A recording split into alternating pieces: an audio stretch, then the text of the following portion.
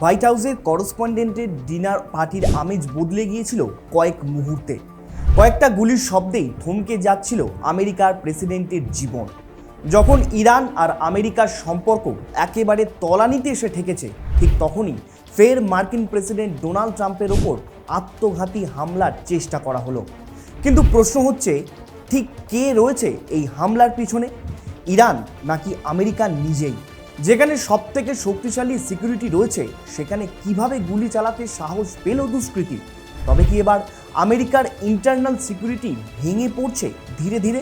চলুন আজকের এই ভিডিওতে সেটাই জানার চেষ্টা করি, ঠিক কিভাবে সেই গতকালের ডিনার পার্টিতে আত্মঘাতী হামলা ঘটেছিল এবং এর নেপথ্যের কারণ কি লুকিয়ে রয়েছে। ভিডিও ভালো লাগলে একটি লাইক করে দেবেন, আর চ্যানেলে নতুন হলে অবশ্যই সাবস্ক্রাইব করে রাখবেন। গতকাল হোয়াইট হাউসে করসপন্ডেন্ট ডিনার পার্টির আয়োজন করা হয়েছিল ওয়াশিংটন হিলটন হোটেলের বল রুমে। মূলত হোয়াইট হাউস করসপন্ডেন্ট অ্যাসোসিয়েশনের মাধ্যমেই এই ডিনার পার্টির আয়োজন করা হয়, যেখানে মার্কিন প্রেসিডেন্ট ডোনাল্ড ট্রাম্প ও তাঁর পত্নী মেলানিয়া এবং ভাইস প্রেসিডেন্ট জেডি ভান্স সহ তাবড় তাবড় নেতা মন্ত্রীরা ছিলেন সেখানে। আর সেখানেই অর্থাৎ সেই বল রুমের বাইরেই 5 থেকে 8 রাউন্ড মতো গুলি চলেছিল। ফলে ডোনাল্ড ট্রাম্পের নিরাপত্তা নিয়ে প্রশ্ন উঠেছিল, কারণ যেখানে হাই সিকিউরিটি রয়েছে সেখানে কিভাবে কোনো একজন গুলি চালানোর সাহস পেল? যদিও ট্রাম্প সহ বাকিদের কোনো ক্ষতি হয়নি বলেই বিভিন্ন সংবাদ মাধ্যম সূত্রে জানা গেছে এবং ট্রাম্প নিজেও ট্রুথ সোশ্যালে জানিয়েছেন। তবে এখানেই আরও একটা বড় প্রশ্ন হয়ে দাঁড়ায়, কেন ঠিক হামলা চালানো হলো এবং এই অ্যাটাক করালো কে, এবং এর শেষ পরিণতি কি ডোনাল্ড ট্রাম্পের মৃত্যু ছিল? দেখুন, ডোনাল্ড ট্রাম্প এই হামলাকে লোন উলফ অ্যাটাক বলে উল্লেখ করেছেন। কিন্তু এই লোন উলফ অ্যাটাক বলতে ট্রাম্প ঠিক কী বোঝাতে চাইছেন? লোন উলফ অ্যাটাক মানে হচ্ছে যখন কোনো ব্যক্তি কোনো বড় সন্ত্রাসী সংগঠন বা নেটওয়ার্কের মাধ্যম ছাড়াই একা কোনো হামলার পরিকল্পনা করে এবং তা বাস্তবায়ন করে, অর্থাৎ কোনো সংস্থা ছাড়া একাই নিজের মতো করে কার্যসিদ্ধি করে ফেলে। যদিও এই হামলার পর হামলাকারীকে আটক করা হয়েছে। মাত্র 31 বছর বয়সী হামলাকারী কোল টমাস অ্যালেন যে এই পুরো ঘটনার মূল চক্রী, তা কিন্তু আর বলার অপেক্ষা রাখে না। এবং তাকে তদন্ত করে জানা গেছে যে সেই ক্যালিফোর্নিয়ার একজন টিউটর এবং ভিডিও গেম ডেভেলপার। তার কাছ থেকে একটি শটগান এবং একটি হ্যান্ডগান ও একাধিক ছুরিও পাওয়া গেছে। তবে কি কারণে সে এই অ্যাটাক করেছে তা কিন্তু এখনও তদন্ত চলছে। এর আগেও আমরা দেখেছি ট্রাম্পের ওপর হামলা করা হয়েছে যখন তিনি খোলা মঞ্চে বক্তৃতা দিচ্ছিলেন। কিন্তু এবার হামলাটা এমন একটা সময় হয়েছে যেখানে ইরান আমেরিকা একে অপরের শত্রু হয়ে উঠছে ধীরে ধীরে। অন্যদিকে বলরুমে আত্মঘাতী হামলার ঠিক কয়েক ঘন্টা আগেই ট্রাম্প তার ট্রুথ সোশ্যালে লেখেন যে পাকিস্তানে আমেরিকার যে সমস্ত রিপ্রেজেন্টেটিভ যাওয়ার কথা ছিল তা ক্যান্সেল করা হয়েছে। আর ঠিক তারপরেই যখন হাই প্রোফাইল ডিনার পার্টি শুরু হয়, সেখানেই গুলির শব্দ শোনা যায়। আর এখান থেকেই ইরান এই হামলার পেছনে রয়েছে বলে কিন্তু অনেকেই মনে করছেন।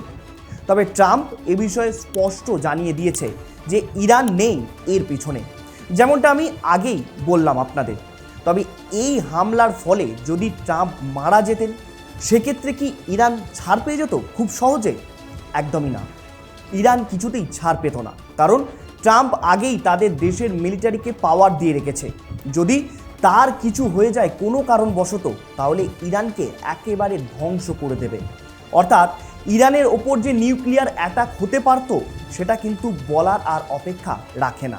অন্যদিকে অনেকে ভাবছেন যে ট্রাম্প হয়তো নিজে এই ড্রামাটা করছেন, কিন্তু এমন মনে হওয়াটা ঠিক কতটা যুক্তিযুক্ত? দেখুন, আগেই বলেছি, যতক্ষণ না তদন্ত শেষ হচ্ছে ততক্ষণ বলা কঠিন এর পেছনে আসলে ঠিক কে রয়েছে। তবে সব জিনিসের সম্ভাব্য কারণ থাকে, সেই ব্যাপারগুলোই মূলত আপনাদের জানাবো। আমরা সবাই জানি সামনের নভেম্বর নাগাদ আমেরিকার মিড টার্ম ইলেকশন রয়েছে, আর সেখানেই ট্রাম্পের হেরে যাওয়ার একটা প্রবল সম্ভাবনা রয়েছে। কারণ বিগত কয়েক মাসে ট্রাম্প যা যা করেছে, ভারতকে ধীরে ধীরে নিজেদের শত্রু দেশ হিসাবে তুলে ধরা হোক বা ইরানের সাথে যুদ্ধে জড়িয়ে বিপুল পরিমাণ অর্থ ব্যয়, সব ক্ষেত্রেই ট্রাম্পের একটা ভালো ইমেজ কিন্তু নষ্ট হয়ে গেছে সে দেশের মানুষের কাছে। যে কারণে পিপল লক্ষ্য করলে দেখা যাবে ট্রাম্পকে সেদেশের মানুষ চাইছে 39%, যা আগের থেকে অনেকটা কমে এসেছে এই মুহূর্তে। এছাড়াও এই হামলার পিছনে আরও বেশ কিছু সম্ভাব্য কারণ রয়েছে, যেমন মিডিয়া অ্যাট্রাকশন পাওয়া। কেননা এর আগেও এই একই জায়গায় 1981 সালে রোনাল্ড রেগানের ওপরেও হামলা চালানো হয়েছিল।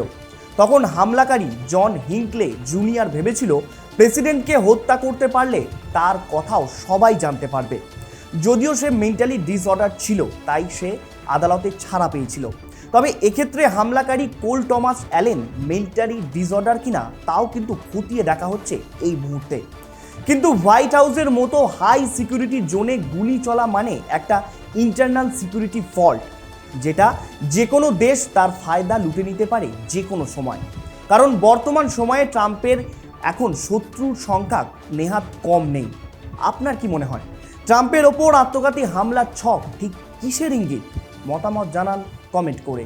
এরকম বিস্তারিত আলোচনার ভিডিও পেতে এখনই সাবস্ক্রাইব করুন আমাদের চ্যানেল টক টিপ। ধন্যবাদ।